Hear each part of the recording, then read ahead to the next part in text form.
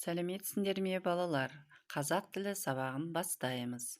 Сабағымыздың тақырыбы диалог жаза аламын. Сөйлем дегеніміз не? Бүгінгі сабақта сөйлем туралы түсініктеріңді қалыптастыру, сөйлем құру дағдыларын жетілдіру, сөйлемдегі айтылып отырған ойды анықтай алу, сөйлем соңына тиісті тыныс белгіні қоя алу.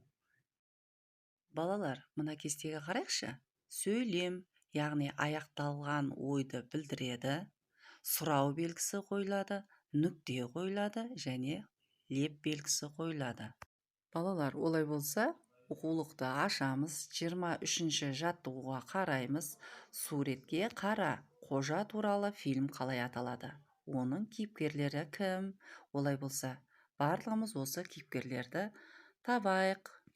Жақсы балалар, олай болса мына суретке қарайықшы. Оқы деп тұр. Неге шақырдың қожатай? Шақырғаным жоқ, ары барыңыз. Дауыстағандай болдың ғой, сізге емес, жайша, мұнда құпия кеңес өтіп жатыр. Бөгет жасамаңыз. Балалар, барлығымызна кестеге қарайықшы. Есіңе сақта дейді. Диалогта әрбір кісінің сөзі жаңа жолдан басталып, алдына сызықша қойылып жазылады. Жақсы балалар, олай болса, келесі жаттығуды орындаймыз. 24-ші жаттығу. Сұрақтарын оқимын, мұқият тыңдаймыз балалар. Оқыңдар, қай сөздің тобы сөйлемді құрайды? Өз жауаптарыңды дәлелдеп көріңдер дейді. Ал оқимын балалар, тыңдаймыз. Неге қожатай шақырдың? Неге шақырдың қожатай дейді. Яғни, екінші сөйлемді біз дәптерімізге орындайды екенбіз. Олай болса, барлығымыз дәптерімізге осы сөйлемді жазып аламыз.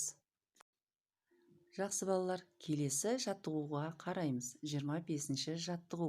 Сұрақты оқимын, мұқият тыңдаймыз. Қожаның алдына қойған міндеттемелерін оқы дейді. Көшіріп жаз дейді. Сөйлемді оқимын балалар. Сабақтан себепсіз қалмаймын. Үйге берілген тапсырманы уақытында орындаймын. Мен үлгілі оқушы боламын. Олай болса, осы 25-ші жаттығуды барлығымыз дәптерімізге көшіріп жазып аламыз. Жақсы балалар, барлығымыз жаттығуды орындап болсақ, барлығымыз мына оқулық бойынша ережеге қарайықшы балалар.